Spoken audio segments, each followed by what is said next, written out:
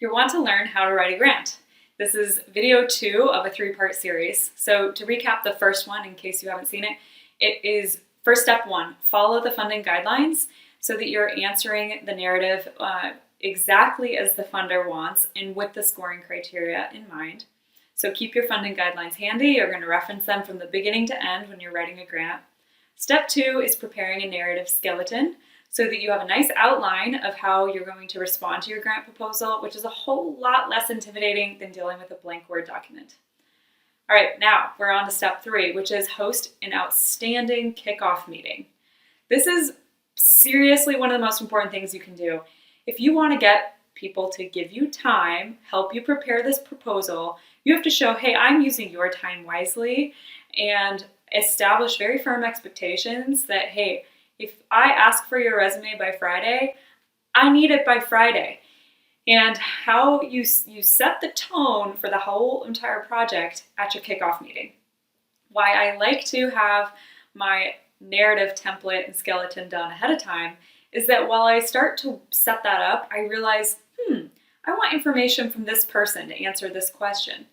Well, now I've thought that through and I can be very specific in my asks of the team in what I want from them, and I can also share with them, hey, here's the narrative outline, this is what we're going to be filling out.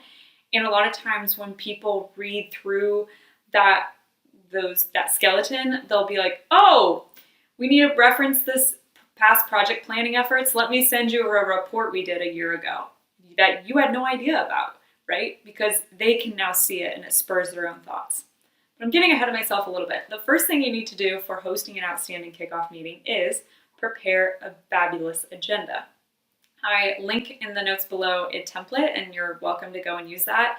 Basically, I specify just introductions and then an overview of kind of quick hit questions of what needs to be, information we need to seek to move the project forward. Like if it's a federal grant, hey, we need the grants.gov login information, right? And then we go through the narrative skeleton, figure out what information everyone can contribute towards that, and then we run through a schedule. And the schedule is important because this is where you figure out, the mayor is going to be on vacation the week the grant is due, and we need him to sign this proposal to submit it. Well, if that's the case, that means we actually need to be done with the proposal a week early, right? So it's very helpful to give a draft schedule and then just go ground truth that works with the reality of your team and their lives. In a different video, I actually talk about how you put together a schedule because that's kind of its own beast in figuring out what should we do when. But for now, to keep things simple, host an outstanding kickoff meeting. And I will say, if you can add a little extra flair, it can go a long way. I was kicking off a project with Railroad before and actually brought Railroad colored and themed cookies to my kickoff meeting. That's a nice way to just say, hey, let's start this off on the right foot. Or I hosted a kickoff meeting with a team of women mountain bikers, and we were supporting a nonprofit event. And we brought unicorn themed gift bags and had filled it with chocolate and pens and all sorts of kind of fun stuff, coupons. And I'll tell you, we had the best process in delivering that project because people were just so invested. They felt that their time was appreciated because we did something a little above and beyond for them at the beginning. So consider adding a little extra flair. It goes a really long way.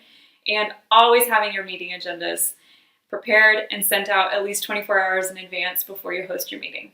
Okay, so that's step 3. Step 4 is finalize your grant budget.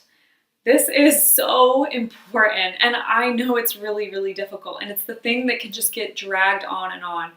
But a budget impacts so many other parts of your proposal that if you do not get it resolved, it will hurt you when you're preparing your grant. For example, let's say the grant needs to put forth 50% match. Well, we can't specify how much match we need to commit as an organization. This is let's say, for those that don't know what match is, if the grant will give you up to $100,000, but you also have to match it with 50%, that would mean we have to match it with another $100,000. Well, if I don't know what my project's going to cost, is it going to cost $200,000 or $300,000? That's a difference of $100,000 in match or $150,000 in match if we're assuming the 50% example. Well, that's a big difference. So I can't have the organization pass a resolution to submit the grant, a common attachment, until we've dialed in match. The project budget also affects your narrative because a lot of times you have to justify why your project costs what it does.